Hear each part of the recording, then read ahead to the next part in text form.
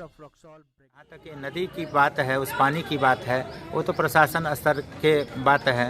तो एक दूसरे के ऊपर खेल कर करके इस महा छठ पर्व को भी इस तरह से ठेंगा दिखाना, ये विध सम्मत तो कम से कम नहीं। बहुत आटे महकता है नहीं। इसमें मोबिल की तरह दिख रहा है पानी काला। जो छठवर्ती होंगे उनको बहुत परेशानी होगी।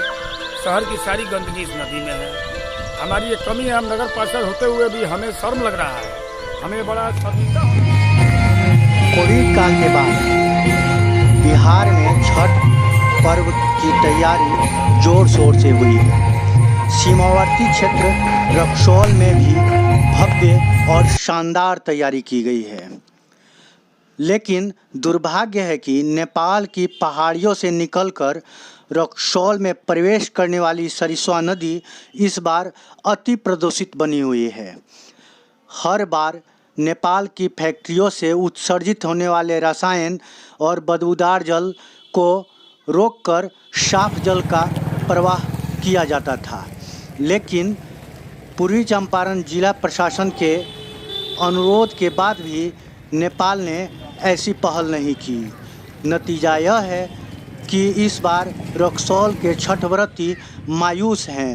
सरिस्वा नदी के मैले, गंदे और बदबूदार जल में ही अर्घ देने और डुबकी लगाने की मजबूरी बन गई है। श्रद्धालु जनप्रतिनिधियों और सरकार को कोस रहे हैं, लेकिन उनकी पीड़ा सुनने वाला कोई नहीं है। नगर परिषद का भी हाल बेहाल है, जिसने इस नदी को कूड़े कचरे को डालकर नाले के रूप में परिवर्तित किया है। नेपाल की ओर से हो रही इस लापरवाही पर सवाल उठाने वाला भी कोई नहीं मिलता। बहरहाल मायूसी के आलम में छठ व्रत तो जारी है। सरिस्वा बचाओ आंदोलन यहाँ टाए टाए फीस दिख रही है, लेकिन सवाल यह है कि क्या यह नियति ऐसे ही बदस्तूर जारी रहेगी? इस पर क्या कहते हैं लोग? स्थिति तो बहुत ही भयावह लग रही है। लगता नहीं है जितनी पवित्रता से हम लोग छठ पर्व करते हैं और अगर हम लोग जाते हैं तो पवित्रता का नाश हो रहा है। और ये छठ के लिए माने एक अभिशाप के रूप में हमारे सामने नदी हो रही है। क्या पता स्थानीय प्रशासन क्यों मौन है इस क्षेत्र में।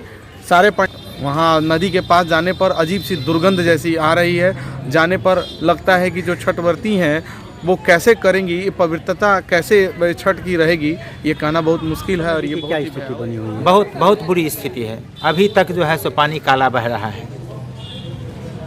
अब मैडम को बोलते हैं तो कहते हैं जो हम परसा जिला के SDM CDO से बात किए, आज रात में हो जाएगा, लेकिन अभी तक हुआ नहीं।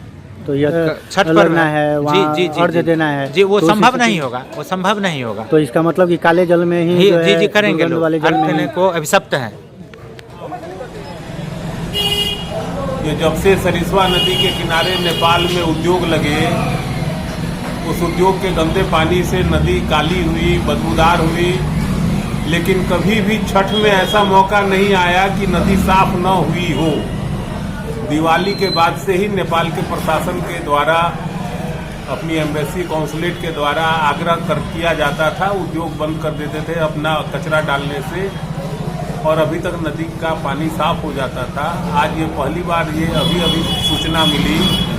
छठ घाट से कुछ लोगों ने फ़ोन किया कि अभी भी नदी काली है, बदबूदार पानी आ रहा है। ये बड़ी शर्मनाक स्थिति है। इसके लिए जब मैंने पता किया तो पता लगा कि नेपाल के 3-4 उद्योग हैं, वो मान नहीं रहे हैं, अभी तक नहीं माने हैं। प्रशासन उन पर कड़ाई कर रहा है, लेकिन अब तो समय बीत गया, साफ होने वाली नहीं है। तो इस बार लगता है कि रक्सौल की जनता को नाले रूपी नदी में ही अर्घ देना पड़ेगा, और ये बहुत ही दुर्भाग्य की स्थिति है। क्षमा मांगता हूँ कि हे माँ, हे सरस्वती नदी मैया, यहाँ के जनप्रतिनिधि, यहाँ के वोटरों, यहाँ के नगर पालिका के पदाधिकारी और एडमिनिस्ट्रेशन के पदाधिकारियों को सद्बुद्धि दो कि आगे से ऐसी परिस्थिति न बने, और प्रयास करके समय पे नदी को साफ करवाया जाए। क्योंकि प्रत्येक वर्ष 2 छठ का कार्यक्रम होता है। एक चैत्र में छठ की पूजा होती है और एक कार्तिक के छठ की पूजा होती है। तो कहीं न कहीं कोई तीसरी शक्ति है जो भारत नेपाल के रिश्तों को खराब करने में लगी रहती है। ये बात मैं बराबर कहता आया हूँ। आज के भी इस एपिसोड में कहीं न कहीं नेपाल में कोई तीसरी शक्ति है जो चाहती है कि भारत नेपाल के बीच रिश्ते खराब हों। इसकी भी जांच पड़ताल होनी चाहिए। दोनों देश और अधिकारियों को इस वैसे तत्वों की खोज करनी चाहिए जो भारत नेपाल के मधुर रिश्तों को एक छोटी छोटी बातों को लेकर खराब करना चाहते हैं। आस्था का महान पर्व छठ पर्व सरिस्वा नदी पूर्व की भांति गंदी है, जो दुर्भाग्यपूर्ण ही नहीं शर्मनाक भी है। यह तब है जब कथित हिंदूवादी नेताओं की यहाँ सरकार है और यहाँ के जनप्रतिनिधि है। अफसोस होता है कि हमारे विधायक जी को इस पर अति सक्रियता दिखानी चाहिए, कि यहाँ की नगर पालिका को सक्रियता दिखानी चाहिए, लेकिन समय रहते इन लोगों ने कुछ नहीं किया। अब भी हमारे जनप्रतिनिधि और यहाँ के प्रशासन नहीं जगेंगे तो यह समस्या अनवरत इसी तरह जारी रहेगा, जो दुर्भाग्यपूर्ण होगा।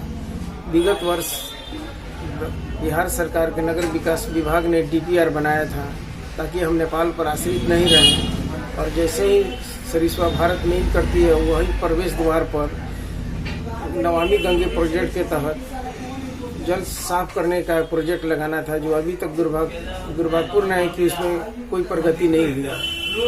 मैं प्रशासन से और संबंधित पदाधिकारियों से ये अपील करूंगा कि जल्द से जल्द इस दिशा में पहल करें ताकि आगामी वर्ष अर्थवर्तियों को स्वच्छ जल में अर्घ देने का सौभाग्य। हम लोग जनप्रतिनिधि के नाते और हम माननीय विधायक और माननीय सांसद को इस पे हम लोग इन पे लिख के देंगे कि इससे कम इस कचरे को इस नदी में जाने से बचाएं और इस नदी के जो नदी लुप्त हो रहा है इसको बचाएं कि आने वाले छठवर्तियों के लिए परेशानी से बदतर स्थिति हो गई है। आधे घंटे के लिए भी नदी के पानी में उतर जाते हैं तो पैर में खुजली हो जाती है, इतनी गंदी पानी हो चुकी है।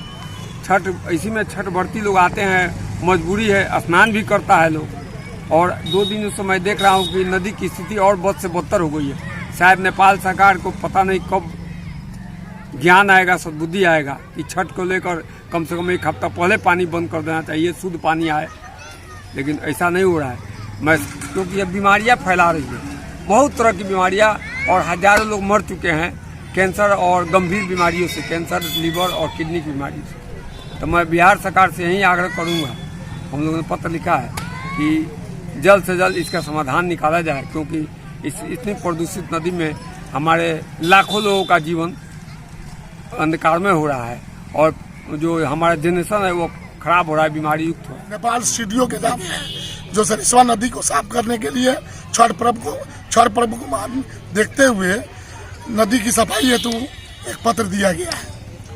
मैं राम नरेश प्रसाद कुशवाहा, स्वच्छता निरीक्षक नगर परिषद रक्सौल।